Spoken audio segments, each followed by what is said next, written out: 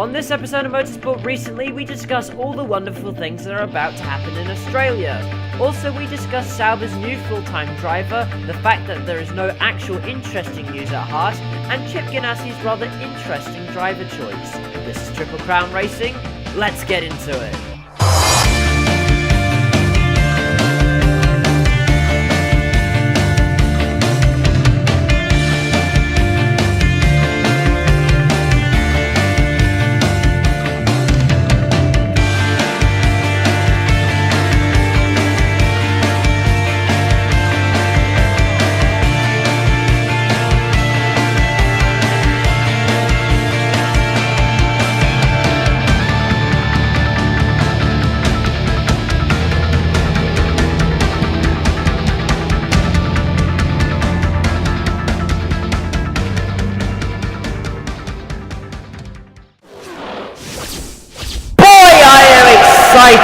I am a huge fan of IMSA, despite the fact that I have only been following the sport for a year. What interests me is that we haven't really seen any of the GTE/GTLM class in Australia since the race of 1,000 years in 2000. Well, that's all about to change. The Ford GTLM will make its Australian debut this year at the Bathurst 1000.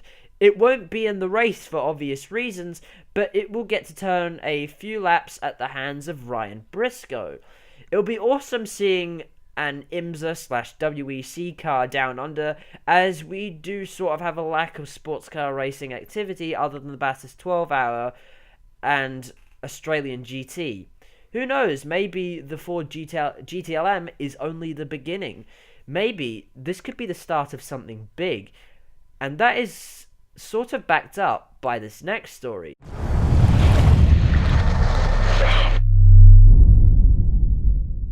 A new LMP3 championship will be starting in Australia in 2019.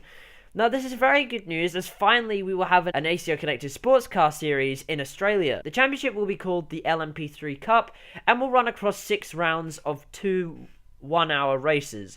No calendar has been confirmed yet, but the Bend, Phillip Island and Eastern Creek, Sydney Motorsport Park, will be on the calendar, which is very exciting because I will actually be able to go to the one at Eastern Creek. The prize for winning the series is a free entry into the 2020 Asian Le Mans Series. Now, the reason it has been introduced to Australia is because many Australian drivers are heading to Asia and other places around the world to compete in P3. So, why not bring P3 to the Australians? Now, since it will be our only proper sports car racing series, it is something that I will be definitely be covering here on this channel. Now, conspiracy theory time. We are getting the Ford GTLM at Bathurst. We are getting LMP3s in Australia. Conclusion: the WEC is coming to Australia. Do you remember how I won a race in ASR and then it got invalidated and then ASR was shut down shortly afterwards? Well, ASR is back. Sort of. The same guys that were Jesus. Oh my god. That's terrible. The same guys that were coordinating the Project Cars 2 leagues have started up a new league called the Motorsport Racing League. Currently, they are only running a classic Formula 1 league, but when I asked them if they'd be running a Project Cars 2 league, they said that they would if they haven't had enough people to do it. So if you feel like racing with me and some other Australians, click the link in the description below and request a Project Cars 2 league. We might be able to get something going here. In the world of Formula 1, drivers come and go, and we have some more news on who's coming and going and not really doing anything.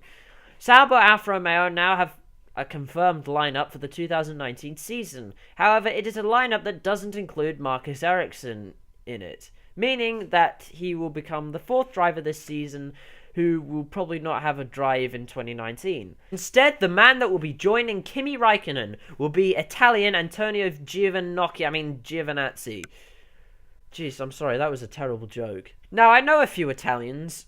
Only one of them actually has any interest in Formula 1, and I know he doesn't particularly like Giovinazzi.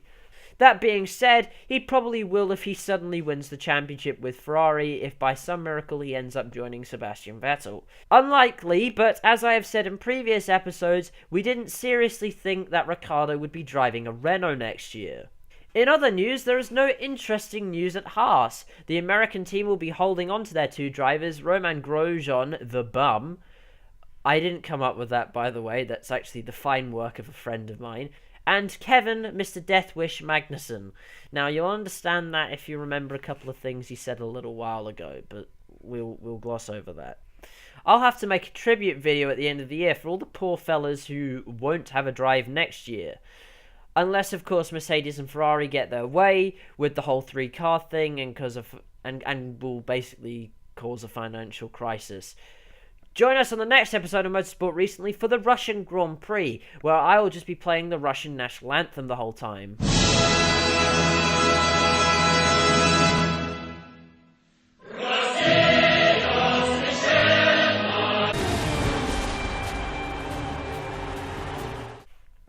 Well, we all saw this coming, didn't we? Guess which underperforming teammate to an overachieving New Zealander is about to get kicked out of a team with two very blue cars? You guessed it! Press F for Ed Jones and press F for Mahindra, because Felix Rosenqvist is taking the number 10 Chip Ganassi Racing seat for next year. Now, we kind of saw this coming for a while, and let's be honest here. You're not going to be retained on a lineup in any racing series where your teammate wins the championship and you finish 13th. That's exactly what's happened, and now he's being replaced by a driver who is actually a really interesting young prospect. So it's not just an F1, it's not just the F1 driver market that's cruel. The same stuff happens in IndyCar. Thankfully, Ed Jones also got a drive at Carlin Racing, according to David Land, but I've actually forgotten to check that before I've started recording. It's annoying because I was doing this gig first and then David Land's actually come along and done it better than me. Anyways, that's going to do it for this episode of Motorsport Recently. If you would like to race with me, pester Sado15 and Captain Farah for a Project Cars 2 League on the Motorsport Racing League. Click the sole link in the description below, as I actually haven't stolen from anyone this episode. Like, subscribe, and for the first time in several weeks, this news actually came out when it was still relevant. Goodbye.